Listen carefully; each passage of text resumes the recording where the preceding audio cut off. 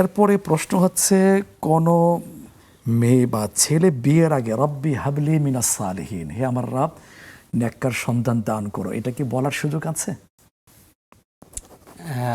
আসলে বিয়ের আগে তো বাচ্চা চাওয়ার সুযোগ এমনি দোয়া স্বাভাবিক হিসেবে আমরা করতে পারি, যে আমি আজকে না হোক যে ঘুমিয়ে আছি শিশুর পিতা সব শিশুরই অন্তরে, ওই হিসেবে প্রত্যেক ছেলেই তো আগামীতে বাবা হবে, প্রত্যেক মেয়ে আগামীতে মা হবে।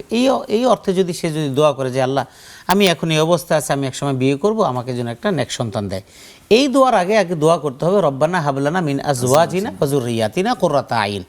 দোয়া আপনার সঠিক, ঠিক আছে, এটা ইব্রাহিম আলাইহিস সালাম দোয়া করেছেন, তো বিয়ে শাদী করার পরে সন্তানের জন্য দোয়া করেছেন, তো আপনিও দোয়া করবেন, তবে আগে দোয়া করবেন নেককার স্ত্রীর জন্য।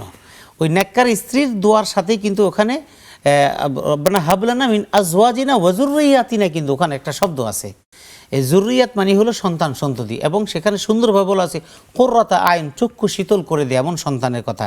সুতরাং আগে ওটা দোয়া করেন, ওটা দোয়া পরে আগে একজন নেককার পাত্রী আপনি বাছাই করেন।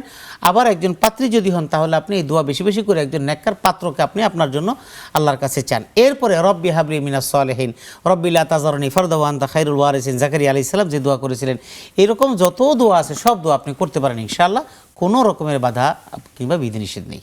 ধন্যবাদ সুন্দর করে বলার জন্য।